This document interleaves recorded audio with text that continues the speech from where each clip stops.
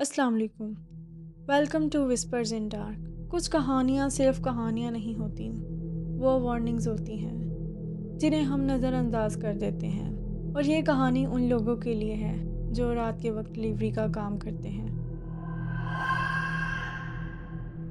अस्सलाम वालेकुम। मेरा नाम अली है। मैं शहर के एक मशहूर पिज़्ज़ा आउटलेट पर डिलीवरी बॉय था। रात की शिफ्ट मुझे पसंद नहीं थी, लेकिन मजबूरी थी, तो मैं रात की शिफ्ट कर लिया करता था। एक रात ठीक 2:30 बजे जब काउंटर पर एक नया ऑर्डर आया। एड्रेस लिखा था building number 2, flat number 407, old Shah colony. मैं रुक गया, क्योंकि ओल्ड शाह कॉलोनी शहर का वो हिस्सा था जहाँ लोग दिन में भी जाने से डरते थे। मैनेजर ने कहा, अली बस एक ऑर्डर है, ये ले जाओ।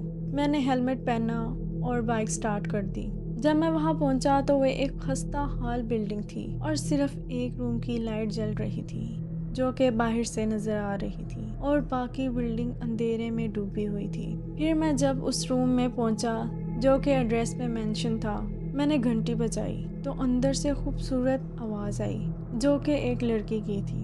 उसने बोला कि अंदर आ जाओ। फिर मैं अंदर आ गया। जब मैं अंदर गया तो बेड में पर्दे के पीछे वो लड़की बैठी थी और उसने कहा कि सब कुछ टेबल पर रख दो और वहीं पैसे पड़े हैं, उठा लो, और यहाँ रुकने की गलती मत करना क्योंकि तुम्हारे लिए अच्छा नहीं होगा। मुझे बहुत अजीब लगा, और जब मैं बिल्डिंग के बाहर आया तो उसी रूम की खिड़की से दिख रहा था जैसे कोई उस खाने को जानवरों की तरह नोच नोच कर खा रहा हो, और उसकी गर्दन टूटी हुई लग रही थी। खैर, मैं वापस आ गया, लेकिन मुझे बहुत डर लग रहा था। फिर दूसरे दिन उसी टाइम पर ऑर्डर आया, और ऑर्डर भी उसी एड्रेस पर था। मैं जाने से घबरा रहा था, लेकिन जब मैंने ऑर्डर लिया और वहाँ पहुँच गया, जब मैंने डोरबेल बजाई तो वही आवाज़ आई जो कि बहुत ज़्यादा पुरकशिश थी। कोई भी इंसान एक दफ़ा सुनता तो उसमें गुम हो जाता। फिर कल जैसा वही मंजर था। लड़की उसी तरह बेड पे बैठी हुई थी, लेकिन जब मैंने खाना टेबल पर रखने लगा तो मैंने देखा कि कल वाला खाना वैसे का वैसे ही रखा हुआ था और बिल्कुल ताज़ा लग रहा था, जैसे अभी कोई दे कर गया हो।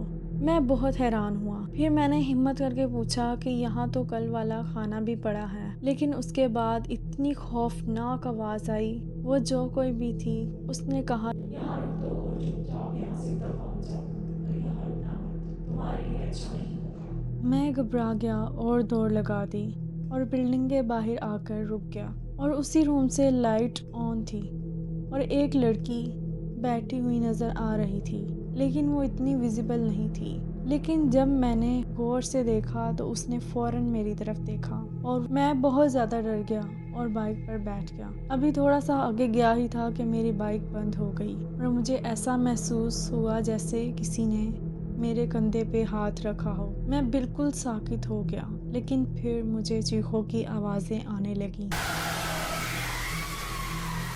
पर मैंने सुना था कि ऐसी हालत में पीछे मुड़कर नहीं देखते। मैंने जैसे तैसे करके बाइक स्टार्ट की और वहाँ से निकल आया, लेकिन पूरे रास्ते महसूस होता रहा जैसे कोई मेरे पीछे भाग रहा है। और उस रात के बाद मैंने रात का डिलीवरी का काम छोड़ दिया, लेकिन ये बात मैंने किसी को नहीं बताई।